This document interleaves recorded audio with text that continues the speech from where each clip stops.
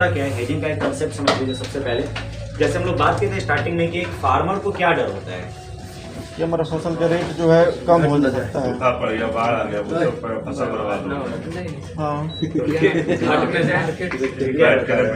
मतलब वो तो खैर कोई नहीं कुछ कह सकता है, बैड क्लाइमेट मार्केट का ऊपर जो नहीं उसमें भी है कि सर वो एक आजकल इंश्योरेंस भी होता है, ले सकते हैं, वो एक अलग चीज वो है। हेजिंग ही हो गया। डर ये होता है कि रेट कहीं ऊपर नीचे ना हो। मतलब यहाँ पे अगर हम बात करें तो वहाँ पे हम क्या बात करें कि अगर मान लीजिए एक फार्मर है, उसका 6 महीने बाद अगर प्रोडक्शन होने वाला है कंप्लीट, ठीक है, तो उस प्रोडक्शन को वो क्या कर रहा है, सोच रहा है कि भाई अगर आज गेहूं का रेट 20 रुपए चल रहा है तो कल कैसा हो कि गेहूं का रेट 10 रुपए हो, 10 रुपए, ठीक है। उसी रिस्क को वो क्या कर रहा है, आज अपने आप को बस कवर कर रहा है, ठीक है।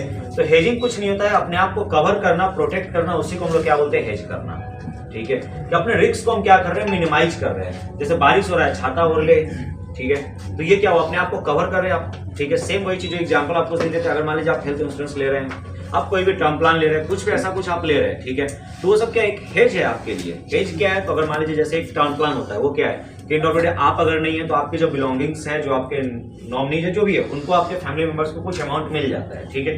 तो बेसिकली उनके लिए वो क्या काम कर रहा है, कवर का काम कर रहा है, प्रोटेक्शन का काम कर रहा है, एक हेजिंग है वो। हेजिंग क्या कि उनके पास एक इतना कैपिटल मिल गया, उनको इतना पैसा मिल चुका है ना कि अगर आप एक अर्निंग मेंबर भी अगर उस फैमिली का नहीं सर्वाइव आज के डेट में कर रहा है तो उस फैमिली को कहीं ना कहीं बैक में नहीं जाना पड़ रहा है, वो यहाँ से भी अपने आप को स्टेबल करके चल सकता है, ठीक है।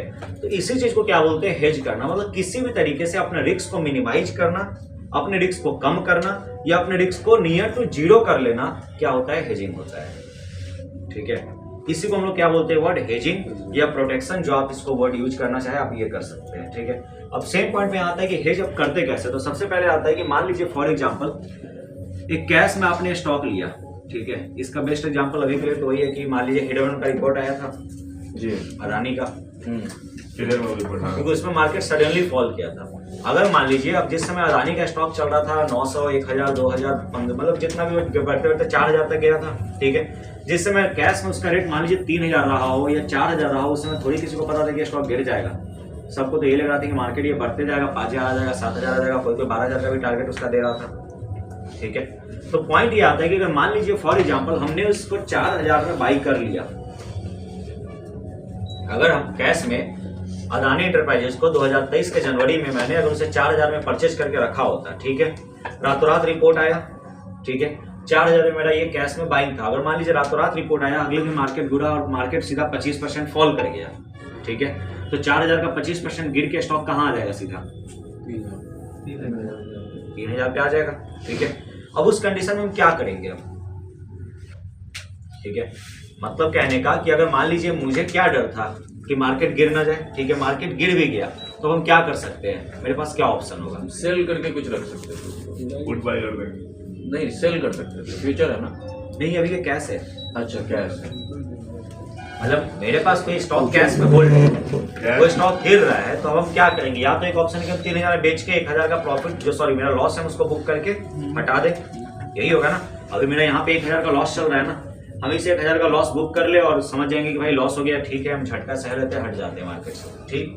या तो हम बैठे रहेंगे, हो सकता है ये रेट गिरते गिरते जैसे आपके सामने था, अदानी का रेट शायद गिरते गिरते समय अराउंड 1200 तक आया था, ठीक है। अगर 1200 तक रेट गिर के आता और 4000 तो आज तक वो गया भी नहीं है, पिछले 1.5 साल 2 साल में जब से वो गिरा, ठीक है।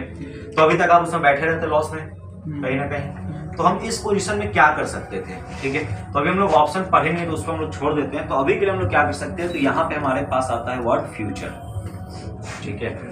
इसीलिए हम लोग क्या करते हैं कि फ्यूचर्स को हम लोग स्टार्टिंग में वर्ड बोले थे। फ्यूचर क्या होता है, एक डेरिवेटिव प्रोडक्ट होता है, ठीक है। और इस प्रोडक्ट लाने का मेन पर्पस क्या होता है, तो हमारा रिस्क को कम करना, ठीक है। ये एक हेजिंग प्रोडक्ट है और कुछ नहीं है इससे ज्यादा, ठीक है। बाकी आज के हम उसमें ट्रेडिंग करते हैं, ट्रेडिंग प्रोडक्ट बना दिए हैं, इसको अलग चीज है, बट इसका मेन कंसेप्ट क्या था, हेजिंग करने का, ठीक है। इसको हेज करना ज्यादा सुटेबल होता है। जैसे क्या, कभी आप करके देखिएगा कि आपके पास जितना क्वांटिटी पहले से स्टॉक होल्डिंग में है ना, ठीक है, और उसके बाद आप हेज करने जाते हैं ना फ्यूचर, अब यहाँ पे हम क्या करेंगे, फ्यूचर को हम सेल कर देंगे। अब मान लीजिए हम फ्यूचर को सेम रेट पे 3000 पे हमने क्या किया, सेल कर दिया, तो मेरा 1000 रुपये का लॉस अब एनी टाइम रहेगा, बट 1000 के नीचे का लॉस होगा हमको नहीं होगा ना। कहने का मतलब क्या कि अगर मार्केट गिरना स्टार्ट करेगा, मार्केट 3000 से गिर के आ जाता है अब 2000, तो कैश में मेरा लॉस कितने का हो रहा होगा, 4000 पे हम खरीदे थे, 2000 रेट आ गया, कितने का लॉस हो रहा है, 2000 का लॉस हो रहा है, तो यहाँ पे कैश में मेरा 2000 का लॉस होगा, बट सेम टाइम पे हमने फ्यूचर को क्या किया था, कितने पे शॉर्ट सेल कर दिया, 3000 पे। फ्यूचर का भी रेट मान लीजिए घट के 2000 ही आ गया, तो महंगे में बेचा, सस्ते में, मतलब उससे आपके नीचे रेट है, तो इन ऑफ द डे क्या हुआ, प्रॉफिट में है आप। जब महंगे रेट पे सेल करते हैं, सेलर को प्रॉफिट कब होता है, रेट सस्ता हो जाता है, रेट गिरेगा मार्केट। तो सेम यही चीज है, 3000 का रेट गिर के 2000 आ गया, तो यहाँ पे हमको एज ए सेलर कितना प्रॉफिट हो रहा होगा अभी, 1000। तो सेम यही कहने का मतलब होता है कि देखिए हेज जिस समय आप किए, उस समय जो आपका प्रॉफिट और लॉस है ना, उस प्रॉफिट और लॉस को हम कुछ नहीं कर सकते अब, ठीक है, क्योंकि वो लॉस हो चुका है अब आपका, ठीक है। बट अगर आप यहाँ से अगर जो भी आपका लॉस होता है ना, वो आपका लॉस अब आगे इसके आगे 1 रुपए का भी लॉस आपको नहीं होगा, ठीक है। जैसे कि अब यहाँ पे मार्केट क्या है, 2000 का आपका लॉस था, वहां पे आपको मार्केट क्या किया, 1000 का प्रॉफिट दिया। सेम अगर मान लीजिए मार्केट गिर के फिर 2000 से 1000 हो जाता है, तो यहाँ पे आपका लॉस कितना हो जाएगा, बढ़ के 3000 का। बट सेम यहाँ पे मेरा प्रॉफिट बढ़ के कितना हो जाएगा, 2000 का, ठीक है। तो इन ऑफ द डे मेरा यहाँ पे अब कोई लॉस बढ़ रहा है नहीं ना, मार्केट तो गिर रहा है ना, यहाँ 3000 का लॉस रहा है, बट साथ में हम 2000 रुपये कमा भी तो रहे हैं। तो मेरा नेट टू नेट लॉस कितना रह गया, वही 1000 रुपये हेज करने से पहले, ठीक है। तो इसीलिए कहा जाता है कि हेज अगर आप जैसे ही करते हैं, वहां से क्या होता है कि आपका लॉस मिनिमाइज हो जाता है, बट हेज करने से जो पहले लॉसेज है आपका, उस लॉस को हम कुछ नहीं कर सकते हैं, ठीक है ना। इसलिए या तो अगर आपको सेफ ट्रेडिंग करना है, तो हम जिस समय बाइंग का पोजीशन ले, उस समय हम क्या करते हैं, साथ में हेज का भी ऑर्डर सेलिंग का लगा के बैठ जाते हैं। सर एक अल्टीमेट एक चीज ये भी तो आता है ना कि जैसे मान लीजिए अगर 3000 से गिर गया, 3000 तक का, 3000 से फिर ऊपर जा रहा है वो, तो कंसिस्टेंसी उसमें भी तो लॉस हो रहा है ना। हाँ ठीक है। तो उसमें बेनिफिट क्या हुआ मेरा, हेज करने वाला जो हेज करने का मतलब यही होता है कि आप लॉस में नहीं जाइए, अपने रिस्क को बस मिनिमाइज कर रहे हैं, लोग उसके बाद का जो भी लॉस होगा वो हम कवर कर लेंगे। तो उसमें अगर प्राइस बढ़ रहा है तो